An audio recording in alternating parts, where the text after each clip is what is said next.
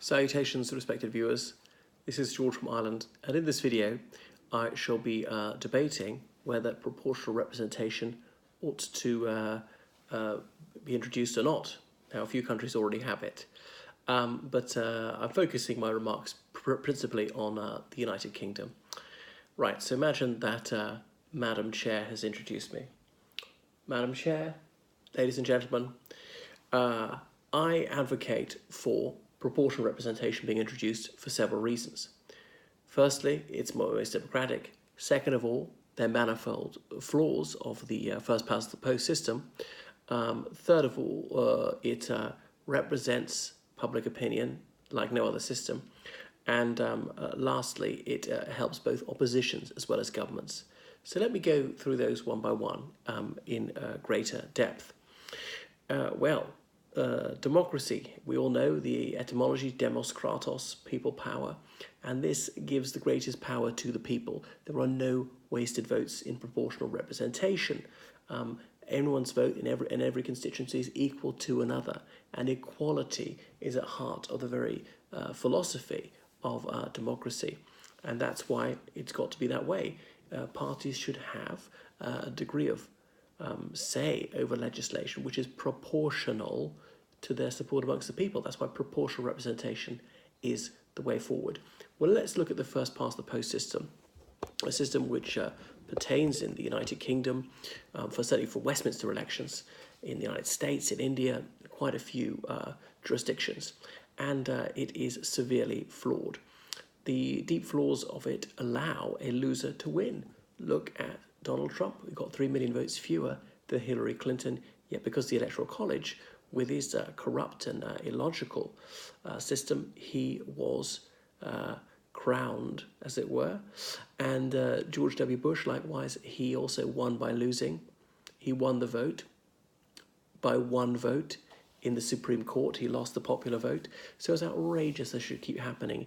In the United Kingdom, there were 20 elections in the 20th century.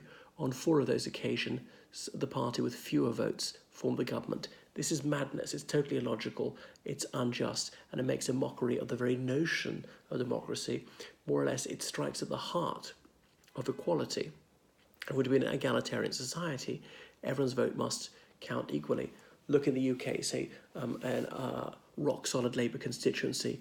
Well, there's really no point in voting whether you're a Labour voter or not there, because if they can simply weigh the Labour vote, it's not going to make any difference. Whereas if you're in a three-way marginal, your vote counts for quite a lot. So the first past the post system, it leads to an overmighty executive who will railroad through legislation which is ill-considered. It's often said this, that we shouldn't be hasty, it makes bad law. Legislation should be well thought through, should be debated fully, and when governments have a very high majority, as the first past the post system often affords them, then they may make grave mistakes, say as under the Thatcher years or the early Blair years. So, as Lord Hailsham said in 1978, one often has an elected dictatorship because the prerogatives of governments are often virtually untrammeled if they have such a huge majority. It can also lead to gerrymandering. The way one draws boundaries can completely skew the system. You see this in the United States, where the great majority of constituencies are non-competitive, and it depresses voter turnout. It can be abused to empower one ethno-religious community to disempower another. There are numerous examples of this around the world, in Northern Ireland in the old days, for instance. So look at proportional representation. So it is proportional. If your party gets 35% of the vote, you get 35% of the representation in Parliament. That's logical. That's fair. That's what democracy is. And it doesn't mean feeble government. So I can scotch this nonsensical argument, which will no doubt be propounded by the opposing side. Look at Spain. They have PR. They often have strong governments. Now we can modify it. There are many forms of PR. There's alternative vote. You can have several preferences, such as in the Republic of Ireland. We can have some territoriality to it, have PR within county constituencies or something. We can rank people in order of preference, such as in the Republic of Ireland, first choice, second choice, third choice. You can have a minimum threshold, like you have to get at least 5% of the vote to get any representation. such as the case in Germany, and therefore the full gamut of public opinion is represented. The Greens would get in there. UKIP would have been in the UK Parliament. The Pensioners' Party would be there, as it were, briefly in the Scottish Parliament. Things like that, and that's the way it should be. People say, oh, the BNP would get in there. Well, maybe that's the case. I'm afraid that's the price we have to pay for democracy. Let's not pretend that people with unpalatable views don't exist. They do, and they have rights too. We have to respect their freedom too, however much we may find them rebarbative. So coalition governments are good, and there are numerous examples as being constructive. And if coalition governments are so terrible, well, first past the post doesn't preclude them. There was one with the Liberal Democrats and the Conservatives in the UK not so long ago. I know Disraeli said England does not love a coalition. Well, much of the world does, ought to learn to love them. And that's what life is about, is cooperation, not being overly oppositional, adversarial. We have to work together. We need a strong opposition because it holds the executive to account. The opposition performs a crucial critical analysis role, scrutinising legislation, and that leads to better legislation. We don't want the legislature to be a mere echo chamber for the executive or simply to rubber stamp the government's decisions. So for the foregoing reasons, I urge the House to reject this I urge the House to support this splendiferous motion. Now, supposing I'm now the opposition, and I'll sure give the other side. So, Madam Chair, ladies and gentlemen of the House, I thank you for favouring me with this magnificent opportunity to address this most august chamber. Let me adumbrate my reasons for opposing this emetic motion. Proportional representation would lead to feeble government. It would be less democratic than what we have now, because it would lead to results that nobody asked for. It would certainly let extremists in, and indeed it's been rejected in the UK. So I'll go through those one by one. We need a reasonably strong government to put things through. We don't have elected dictatorship. That's a contradiction in terms. What an oxymoron. It's preposterous.